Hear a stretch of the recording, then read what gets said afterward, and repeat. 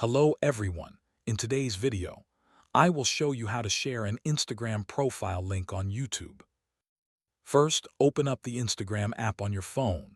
Look at the bottom right corner and tap on the profile icon to go to your profile page. Once you're there, tap on Share Profile. This option lets you share your Instagram quickly by generating a QR code that others can scan. It's really simple and works instantly. Instagram will show you apps you can use, like WhatsApp, Messenger, or email.